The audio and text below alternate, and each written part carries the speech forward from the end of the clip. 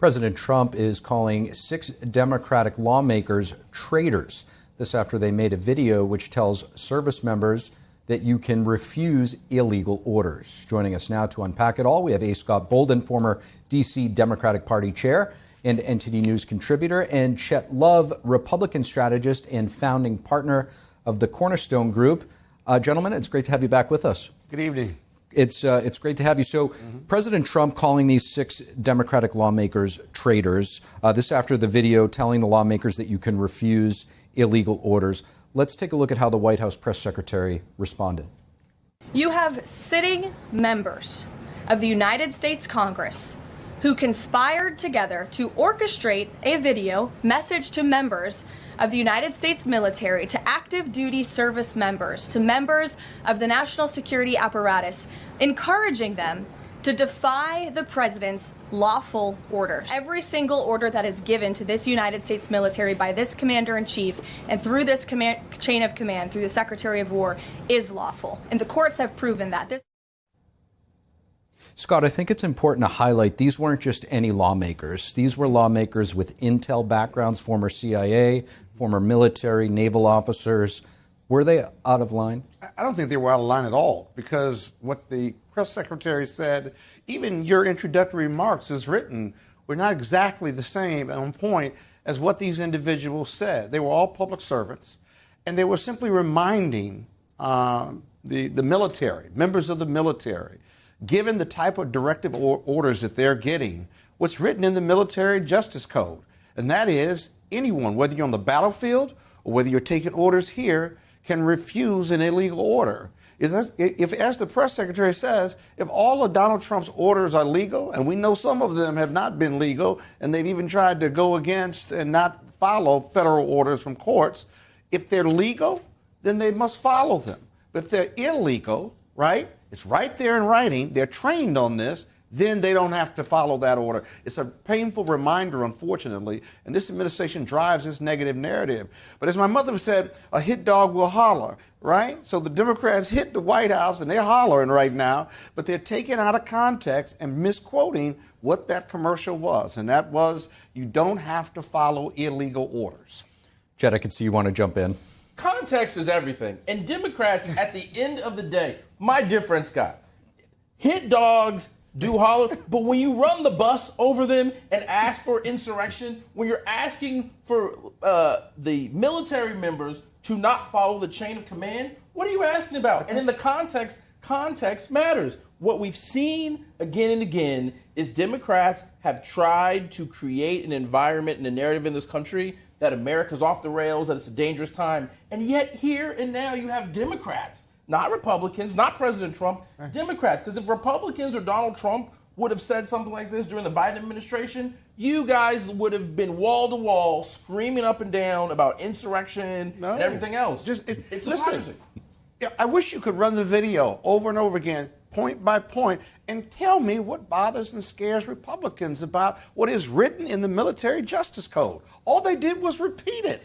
In the context, Scott. No, there's no context. You have to look at the context. Statement, the plain reading, you can put it up on the screen, the plain reading of what they said and what's in the Military Code of Justice. Now, what's really bugging you about it is this, that are these orders legal or illegal? Some of them have been found to be illegal. And the military members have to make a judgment call, right? They've made movies about these judgment calls when you believe that a commanding officer is giving you an illegal order. Now, I don't recommend. That would be fair, Scott, if they actually spoke specifically to an issue. That's what they but said. They simply gave Any a blanket illegal order statement with no context. But we understand what's going on. Immigration orders. We understand what's going on in terms of the president trying to do things to prevent terrorist activity with Venezuela and bringing drugs over. Illegal. Those things are absolutely legal. Well, those things are completely right. And again, Democrats are just off the rails in this country right now. If a soldier believes that it is illegal, he can ignore those orders or not follow those orders. If he believes that they're illegal, now he better be right about it, because he can get court-martialed. He's got to be right about it. But it's right there in the Military Code of Justice. You want each individual soldier to have to make some legal determination about that? You're calling for war. This is ridiculous, and it's irresponsible for Democrats. We're trying to avoid war. We want to stop this. the killing of Venezuela farmers and sailors. We want to stop the military from walking the streets of urban centers illegally. And federal court orders have said it's illegal. To Chet's point, though, how much subjectivity is built into this? Well, it's each individual soldier's call, right? He's got to look at the totality of the circumstances. If he's going to challenge an order, then he's got the opportunity to challenge that order if he thinks these circumstances connote illegality, right? Now, he's got to be proven right because he will certainly be brought up on charges and so forth and so on. But this is a constitutional, this is a moral issue that soldiers and sailors have to make every day. You don't have to blindly follow an order your commander gives you if in your heart of hearts you think it's illegal. That's the law, and it's written in the Military Code of Justice, and they're trained on it. What is bothering you about? There's no context You're there. asking for kids to make. You and I have the benefit of having gone to law school. Why is it in the code then? Why is it in the code? No, there are codes. Yeah, the Military Code of Absolutely. Justice. But at the end of the day, on it. the issue fundamentally, again, is we should not be asking our kids who are going out and serving their country to now try to make legal decisions about whether something's legal or illegal. And our commander-in-chief, who has been struck down, several of his orders have been struck down by the federal judiciary, Article III courts, shouldn't be asking men and women of our military to commit illegal acts or give them illegal orders. All those Democrats did was remind them, you have this right to not follow illegal orders. And the courts have said the same. I've heard it bugs you, but the truth hurts. I've heard Democrats talk about dog whistles before. Just saying. With that said, another point of controversy: New York City Mayor-elect Zohran Mamdani visiting the White House tomorrow to meet with the president. President Trump calling him a communist ahead of the announcement. Scott, do you see any common ground coming out of this to help the people of New York? And what do you think Mamdani wants out of the meeting? Well, I think both of them want peace in the sense that New York is a very important city, the largest city in this country. I think that the feds, a lot of federal dollars that go into the state of New York, that service all Americans, not just Democrats or Republicans or independents, all of them. And so I don't think either side wants détente. They want certain agreements. They want to be able to work together. Maybe they cut some private deals, but in the end, they've got to learn a way to work together. Donald Trump is going to call him a communist. I don't think Mamdani cares whether you call him a communist or a socialist. He's a democratic socialist. He has some socialist ideas. He's owned that part, right? But what scares the Republicans and what scares moderate Democrats most about Mamdani is that he has taught you that affordability is the number one issue and that Americans, whatever your political affiliation, they don't care what you label them.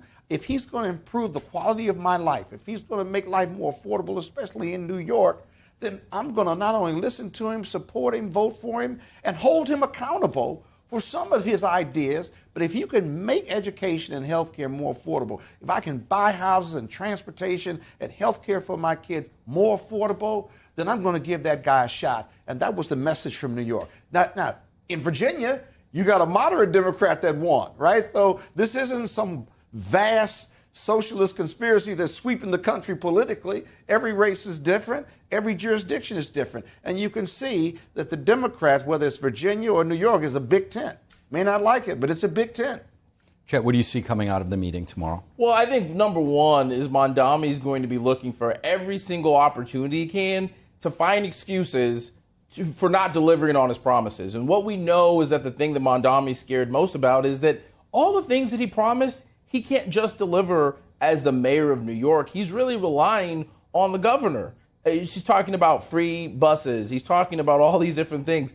They can't do that simply within New York on their own. They need to be able to go to the state capitol. They need help from the federal government in order to achieve those goals. So I think fundamentally what you're seeing from him and what he's doing is going to try to use the federal government as a scapegoat for why he's not able to actually deliver on these promises. And in due respect to my colleague Scott, the reality is that Democrats are socialists. The number one candidate right now is AOC. And you got Bernie Sanders, who has taken over this party now, and he's gone around the country with AOC criticizing Democrats. Yeah, sure, Gavin Newsom, is polling really well, et cetera. But we know right now that this party is being taken over by the extreme left wing of the party. You don't know who women are. You want to give free stuff away. Sure, you do, but you're not running the Democratic Party right now. Let me just say this. I've come on national TV on your show, and for the first time in my life, I've been called a socialist. and I'm a former chair of the D.C. Chamber of Commerce, and I have a huge law practice. But okay, I'll take whatever label you want. If I can better this country, and I know you want the best for this country, if we can work with socialists and conservatives and independents to make America better and to make it more affordable, I'll work with anybody. Remember, Donald Trump can be very charming. I don't expect a blow up at their meeting, whether they open it up to the press or not. They probably will. I believe he's going to try to charm Mamdani. I think Mamdani is going to try to charm him because politically and economically, they really do need each other. He loves New York. He's stuck with the new mayor of New York, right? They certainly need federal funds. They certainly need funds to make America, to make New York safe again. And so there is some common ground. They may never agree politically, but they're going to have to work together. And I think Donald Trump knows that, and I think Mamdani knows that. And Chet, to Scott's point, both of their campaigns with the issue of affordability, President Trump appealed to the working class Americans, that, the forgotten American man and woman. Mamdani, very similar messages, but two polar opposites in terms of how to get there. One is through, growth and capitalism, the other through socialism. Do you see a path for them to perhaps come out of the meeting tomorrow with some common ground? Well, I think we all hope at the end of the day, regardless of political party, to what Scott's point, is that we're focusing on trying to make life better for the average everyday working American. And what we know today is absolutely affordability is a major issue. And one of those issues is energy. And so President Trump's policies around drill, baby, drill and lowering overall fuel costs have been successful. And we've seen that on average nationally. That's gone down around the country. The challenge we have still seen around electricity rates. And so what we know is that we need more electrons on the grid. And so hopefully we could see more policies coming out of this meeting to talk about putting things more on the grid, like solar, renewable energy, wind, et cetera. Because in states like New York and in cities like New York, they need as many electrons as they possibly can to help try to reduce or at least maintain the cost of electricity versus going up for the average American. And that's where Mamdani as well as President Trump both have aligned goals. Boy, if Donald Trump brings up clean energy tomorrow and gets on the program to save planet Earth, I'll be a monkey's uncle, if you will. But hope springs eternal. Go right ahead. We'll see. I mean, the electricity issue. But I agree with you conceptually. I do. That was a big one in New Jersey. Yeah. We saw that perhaps propel the Democratic governor there, Mikey Sherrill, into office in New Jersey. Lastly, there's the issue that hits home for everybody, which we've been talking about, is the economy. The United States gaining 119 jobs in September. That's more than double 119,000. Excuse me, 119,000. More than double what economists expected. Scott, what do you think ultimately attributed to this number?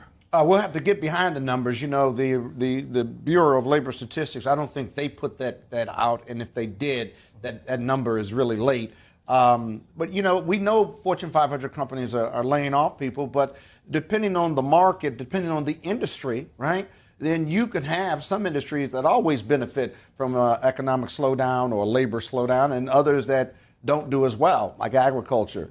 But let's not forget that what's driving this economy is the economic terrorism of Donald Trump.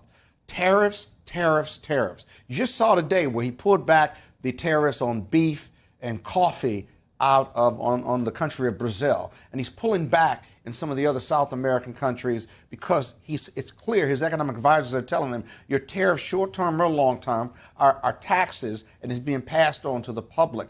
He promised to bring prices down. He promised a stronger economy. And within a year, he's being blamed for this economy. He doesn't want to own it. He wants to talk about Biden. But the polls are showing that it's his economy, and he's not doing well. He's in the 30s right now on approval, especially with the economy. Chet, I mean, tariffs, in your opinion, are they, short-term pain for long-term gain?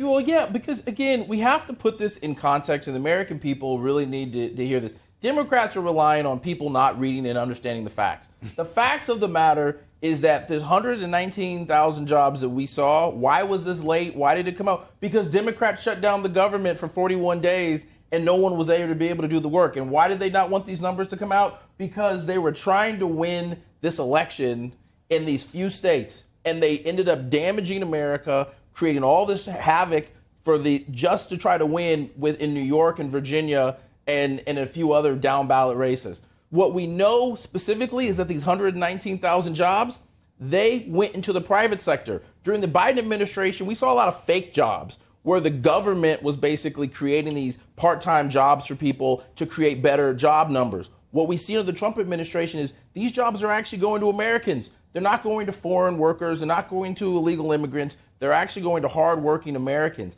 And that's where the President Trump and Republicans have a great story to tell, and Democrats consistently are misinterpreting the facts and trying to lead America astray because they don't have a message, they don't have a strategy. All they want to do is simply resist and block because they don't have a vision for the party. Because, again, their party is being led by communists who just want to give everything away. The voters certainly now, within a year of his election, believe it's his economy. He's getting failing grades for the economy. Nothing's more affordable. He's doing just the opposite. And the difference is that he's driving that negative economic narrative, his economic terrorism. He voluntarily put these tariffs on every country across the board. There was never a plan. It was helter-skelter, which is why you can't keep up whether you got a country that's got tariffs or not. He pulls them back. He uses them to threaten countries and what have you. And so there is no real economic plan here.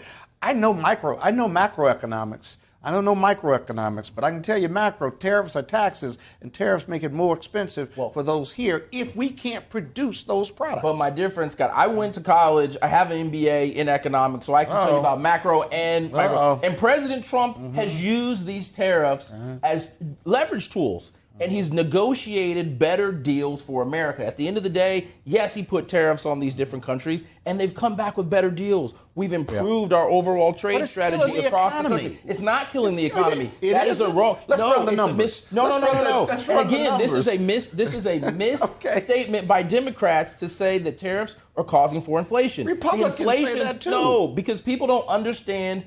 Because again, people are misinterpreting and misstating the facts. The reality is, in America today, the increases that we're seeing in prices have to do with supply chains, the war in Ukraine and with Russia that's causing for supply chains with natural gas, that's causing for nothing changes to do in with fertilizers. tariffs. No, I'm saying that's not having to do with tariffs, but the supply chains have fundamentally shifted. The actual tariffs in this country impact less than 5% of the overall cost increase that you see. Tell the average family, American family, that. We do have to leave it there. We did see the $1 trillion coming in yesterday, up from $600 billion to $1 trillion.